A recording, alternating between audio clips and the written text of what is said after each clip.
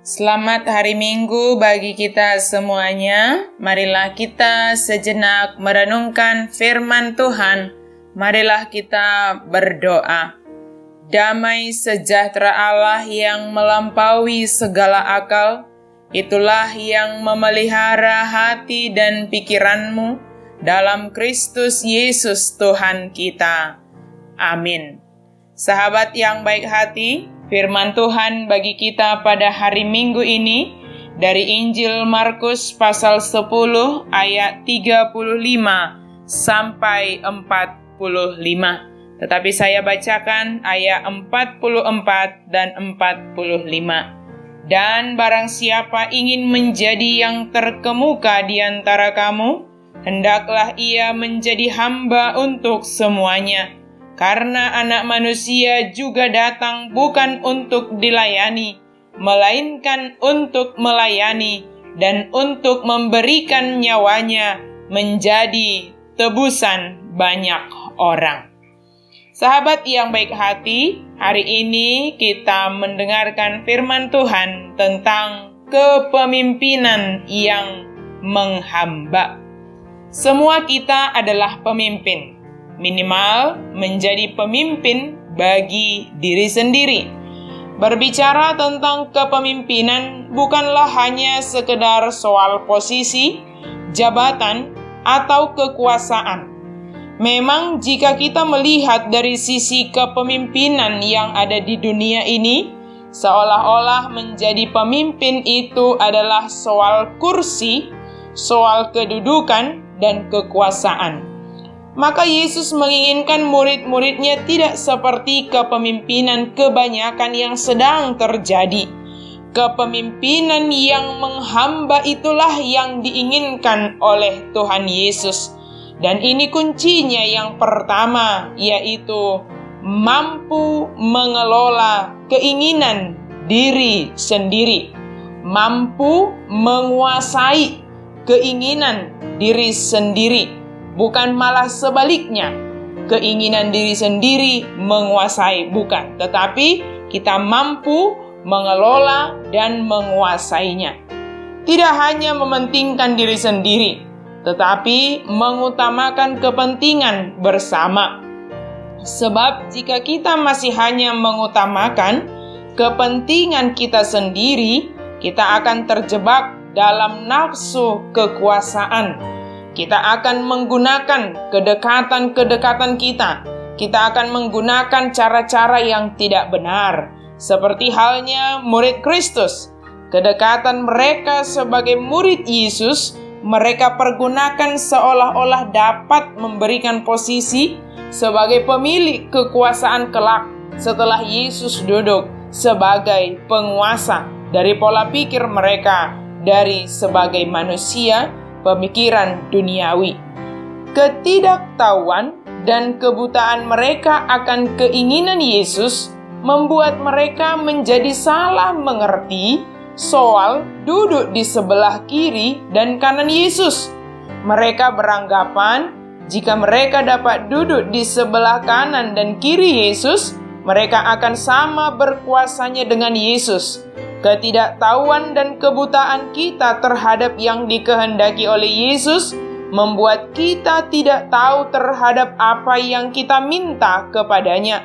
Itulah sebabnya Yesus mengatakan kepada Yakobus dan Yohanes, "Engkau tidak tahu apa yang engkau minta." Sebab dengan permintaan itu harus menanggung suatu konsekuensi, yaitu harus meminum cawan dan harus menerima baptisan, artinya akan mengalami penderitaan. Menjadi pemimpin itu harus berjiwa berbakti, berjuang, berkorban, dan mengalami seperti yang dialami oleh Yesus. Yesus tahu akan keinginan mereka bukan karena ingin berkorban, tetapi jiwa ambisius yang ada di dalam diri mereka. Ke-10 murid lainnya juga dikatakan dalam teks kita mereka marah. Tetapi mereka marah bukan karena mengetahui apa yang dikehendaki oleh Yesus. Mereka juga memiliki kesamaan dengan Yakobus dan Yohanes. Sehingga Yesus meminta mereka untuk mendengarkan penjelasan Yesus, supaya mereka paham, mereka tahu apa yang diinginkan oleh Yesus. Kemudian adalah yang kedua, mengetahui apa yang diinginkan oleh Yesus. Yesus mengajarkan menjadi seorang yang terkemuka dan menjadi besar, haruslah menjadi seorang pelayan atau menjadi hamba bagi sesamamu. Sebab seorang hamba selalu memikirkan, melakukan yang berguna bagi tuannya, bagi sesamanya. Seorang hamba tidak berbicara tentang kekuasaan dan posisi yang terkemuka dan terbesar, tetapi memikirkan apa yang dapat diperbuat bagi orang lain, apa yang dapat menolong orang lain, apa yang dapat mendukung orang lain. Jiwa seorang hamba adalah melakukan sesuatu, bekerja, menolong, dan mendukung orang yang sedang dia layani. Itulah sebabnya Yesus mengatakan, jika ingin menjadi seorang yang terkemuka, yang besar, menjadi seorang pemimpin, maka jiwa seorang hamba itu harus ada di dalam diri seseorang, sehingga dia sanggup menjadi seorang pemimpin. Yang ketiga adalah Yesus menjadi teladan utama kita, menjadi pemimpin yang melayani. Yesus tidak hanya mengajarkannya, tetapi Yesus mencontohkannya dengan melayani, menolong banyak orang, dan semua itu telah disaksikan oleh murid-murid Tuhan Yesus. Jadi bukan saat itu saja Yesus mengajarkannya, sebelumnya Yesus sudah mencontohkannya di hadapan murid-murid Yesus. Mereka saja mungkin kurang jeli melihatnya, tetapi Yesus sungguh amat baik. Dia tetap mengajarkan apa yang diinginkannya, supaya murid-murid itu tidak buta, supaya murid-murid itu tidak tahu. Yesus sungguh amat baik, memberitahukan apa yang diinginkannya, memberi contoh apa yang harus dilakukan oleh murid-muridnya. Sahabat yang baik hati, semua yang dilakukan Yesus adalah karena kasih-Nya terhadap kita manusia ini. Bahkan lebih dari yang kita pikirkan, Yesus memberikan nyawanya.